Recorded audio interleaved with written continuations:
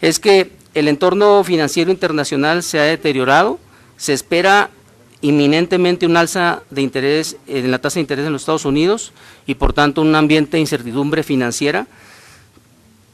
Por otro lado, pues México debe prepararse para un contexto internacional de precios del petróleo menores durante muchos años hacia adelante y una posible baja en la plataforma de producción, al menos en el corto plazo, por la información que Hacienda, que Petróleos Mexicanos ha estado brindando, y el día de hoy, como podrán ver en todos los medios, pues está la plataforma ya de enero, que es como 165,000 barriles de petróleo diarios menos que lo que está presupuestado.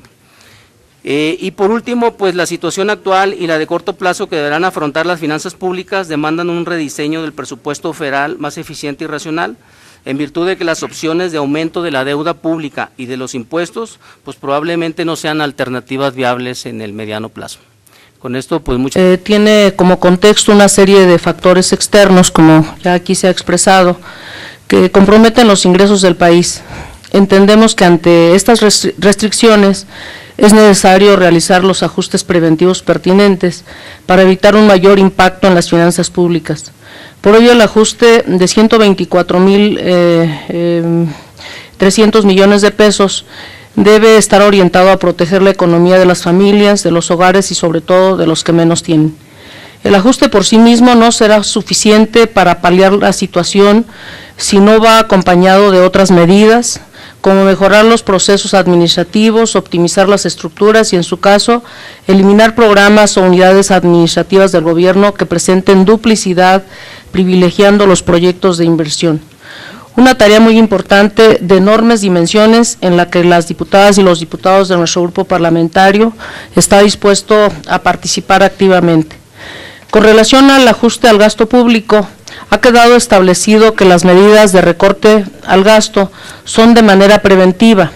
y si bien en nuestro grupo parlamentario nos parece adecuado ajustar el cinturón de manera programada y responsable, sin incrementar impuestos o adquirir deuda, antes que enfrentar las consecuencias posiblemente derivadas del entorno adverso que se estima se presentará en el mediano plazo. Debemos reconocer que las razones que motivan la adopción de estas medidas no eran desconocidas cuando discutimos el paquete económico 2015. Por ello, nos preocupa que en el ajuste se tomen estas mismas previsiones y se garantice que lo medular no sea afectado. Por ello, nos gustaría conocer por qué no fueron contemplados y programados recortes al presupuesto de los entes autónomos y si fueron programados recortes a programas destinados a atender directamente a la población. A manera de ejemplo, me referiré a un tema de mayor preocupación para nuestro grupo, que es el gasto educativo. Como es de su conocimiento, en la intención de atender algunas demandas en la aprobación del presupuesto educativo 2015, se realizó un primer ajuste de 4,500 millones de pesos, de los cuales, aunque se redistribuyeron 3,815,6 millones de pesos en el mismo ramo 11, impactaron ya algunos rubros sensibles. Así se disminuyeron para este 2015 los presupuestos de los programas Escuelas de Tiempo Completo por 1,500 millones de pesos, Reforma Educativa también por 1,500 millones de pesos, Nacional de Becas en Educación Media Superior por 589,8 millones de pesos y Programa Nacional. Como bien mencionaba el subsecretario Aportela, exactamente hace 9 días más o menos, tuvimos una reunión en esta misma sala donde se nos decía que, una reunión de trabajo con la comisión permanente, donde se nos decía que los ingresos petroleros para el 2015 estaban asegurados por el Fondo de Estabilización, que México sería uno de los países menos afectados por la volatilidad financiera y que se preveían mayores ingresos del país porque se fortalecerían los ingresos. Inclusive se decía, aunque ya había indicios de estos recortes, que no había seguridad en los mismos y que no se afectaría de ninguna manera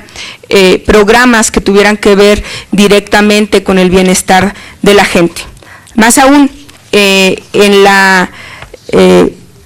el informe que se da sobre este recorte, el secretario de Hacienda dijo que la economía familiar no se afectaría y que de manera preventiva se ajustaría el gasto público en 2016, que es lo que ustedes han expuesto aquí como el ajuste del presupuesto a base cero. Sin embargo, en el análisis de los números que presenta el subsecretario Galindo, nos llaman la atención varias cosas y sobre esto versarán mis preguntas. Primero, al señor procurador, que aunque no ha tenido una intervención, nos interesaría saber por qué no están ustedes empujando, porque se apliquen mecanismos que dispone la propia ley, al menos así lo entendemos nosotros, para aplicar una reducción en el gasto público, para compensar rubros de ingresos unos con otros, o la utilización de otros recursos del FEIP. Primero. Segundo, como lo comentaba la maestra que me anticipó en la palabra, nos llama la atención porque afectar programas de Sedesol, programas de Zagarpa, por ejemplo de Sedesol nos informaba el subsecretario